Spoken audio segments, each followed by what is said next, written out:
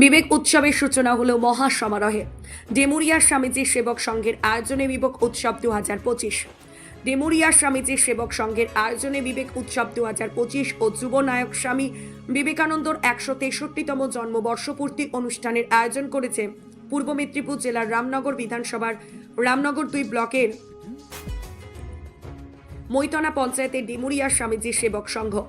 মানব প্রেমের মূর্ত প্রতীক যুব সমাজের আলোর দিশারি স্বামী বিবেকানন্দের জন্মবর্ষে নবজাগরণের নবদিগন্ত উন্মোচনের আয়োজন দিকে দিকে সারা বিশ্বময়। স্বামীজির আহ্বান, ওঠো জাগো, লক্ষ্য না পৌঁছানো পর্যন্ত থেমে থাকো না।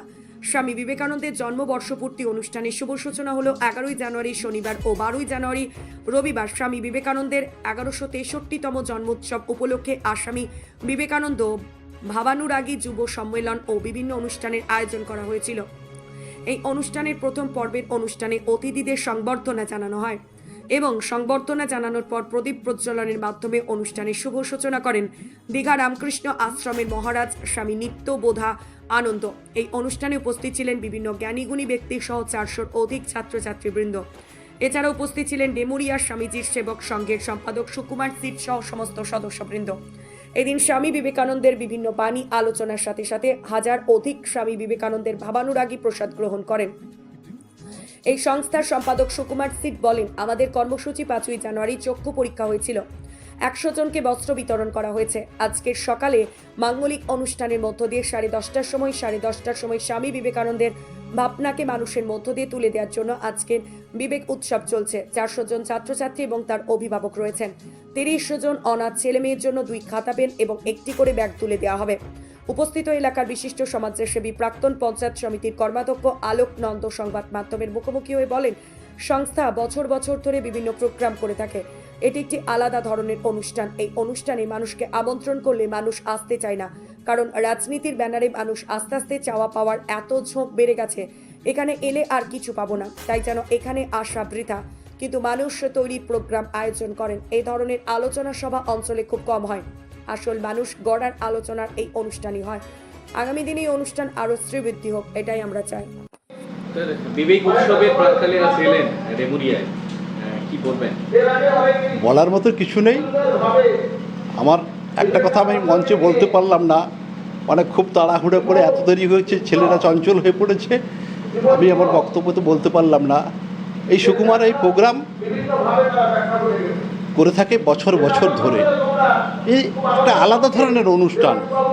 অ্যাকচুয়ালি এই অনুষ্ঠানে আমরা আমন্ত্রণ জানালেও মানুষ আসতে চায় না, কারণ রাজনীতি ব্যানারে মানুষ আস্তে আস্তে চাওয়া পাওয়ার দিকে এত ঝুঁকে গেছে যে এখানে এলে তো লক্ষ্মী ভাণ্ডার পাবো না, এখানে এলে তো কন্যাশ্রী পাবো না, এখানে এলে তো রূপশ্রী পাবো না, এখানে এলে তো ঘর পাবো না, তাই যেন এখানে আসাটা বৃথা।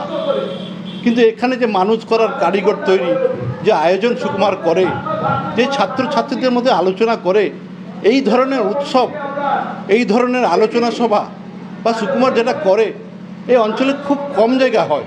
আমরা বিনোদনের উৎসব করি, নাচ গানের উৎসব করি, মানুষের ভিড় হয়, মানুষ আসে, রং চঙ্গিয়ে দেখে চলে যায়।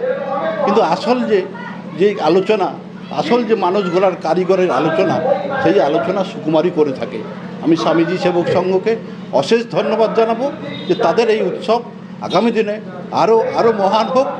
আমরা যেন তাদেরকে সহযোগিতা করতে পারি এবং আগামী দিনে স্বামীজি সেবক সংঘ বিশেষ করে যে সেবা কাজগুলো করে, বিবেকানন্দ বলেছিলেন, জীবে ধরা যে করে যেই জন সেই জন সেবী যে ঈশ্বর। অ্যাকচুয়ালি এরা সেবাই করে। এরা চক্ষু মানুষের চিকিৎসা করে, এরা প্রতি বছর চক্ষু অপারেশনের শিবির করে এবং চক্ষু দেখার ডাক্তারদের চিকিৎসা করে, শিবির করে। এই এদের যে প্রয়াস, মানুষের সেবা, এদের ধন্য যে স্বামীজি সেবক সংঘের নাম। আমি মনে করি এটাই যেন তারা করে চলে যেতে পারে এবং এটাই করে করে মানুষের কাছে সেবা পৌঁছে দিতে পারে। এই সেবা যেন মহান সেবা হয়, এই সেবাকে নিয়ে যেন মানুষ এদের সাথে এসে হাত মিলিয়ে এই স্বামীজি সেবক সংঘকে আরও বৃহৎ আকারে তুলে ধরতে পারে, এই আশা রেখে আমি আমার কথা শেষ করছি। আপনার নাম? আমার নাম অলোক কুমার নন্দ, আমি প্রাক্তন পূর্ত কর্মাধ্যক্ষ।